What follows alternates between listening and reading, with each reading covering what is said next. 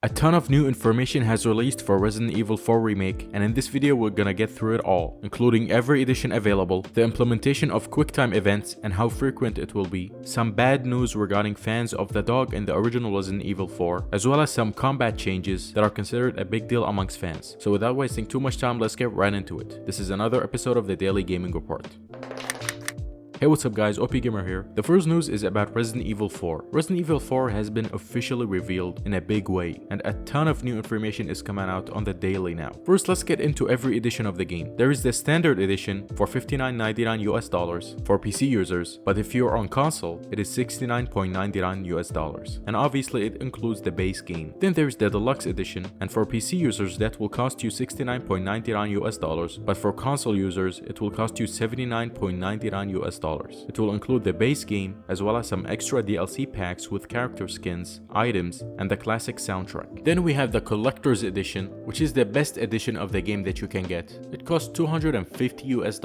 It includes the base game, Steelbook, the extra DLCs, digital soundtrack, a Leon S. Kennedy figure, an art book, a map poster, a collector's box, and if you got the deluxe or the collector's edition, you will get the golden case, classic case, handgun ammo charm, and green herb charm. FYI, these are all in-game items. Alright, then we'll talk about QTEs. If you don't know what QTEs are, they are QuickTime events. And it looks like in Resident Evil 4, QuickTime events are barely gonna be a thing. Producer Yoshiaki told IGN that there will be barely any QTEs. Now to some people this is a good thing, because QTEs can be annoying sometimes. I personally don't mind QTEs, but I also don't mind if they're not there as well. I don't think this is a big deal, but if it is for you, then just know that there will barely be any QTEs in Resident Evil 4 Remake. Alright, then we have some sad news. This went super viral on Twitter. Apparently the dog that you save in the original Resident Evil 4 can be shown already dead in the remake, meaning you can't save him. And spoiler alert, if you save the dog in the original Resident Evil 4,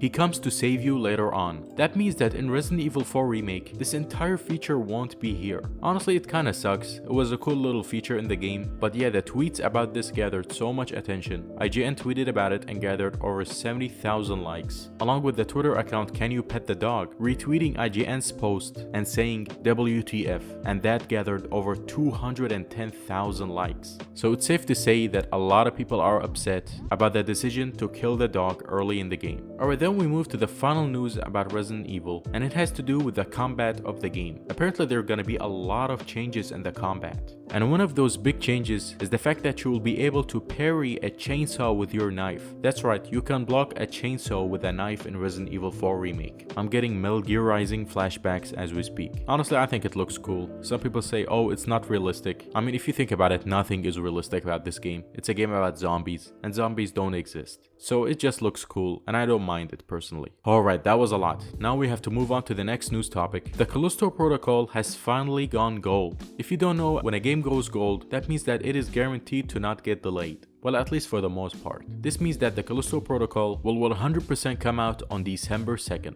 I absolutely can't wait for this game. Everything about it, especially the recent news that it will feature a 60 FPS mode, has me super hyped for it, and I absolutely can't wait to get my hands on this game and discover a new type of Dead Space. Let me know if you're excited as well. Next up is some good news, in my opinion good news at least, for Silent Hill 2 Remake. It's being reported that the game will prefer authenticity over new content. That means that the developers will focus on making the exact same game rather than adding new stuff to it. And I think that's a good thing. I mean, let's be real, the majority of people didn't play Silent Hill 2. Yes, it's an extremely popular game in terms of people talking about it and saying that it is one of the best horror games of all time. But if you look at it statistically, I think the remake will sell at least 5 times more than the original because of how big gaming is right now. It is so much bigger than before, especially in 2001, which is when Silent Hill 2 came out. So I think the decision to make the exact same game won't matter since many people didn't even play the game in the first place. Alright, the last news of the day, and this is a big one.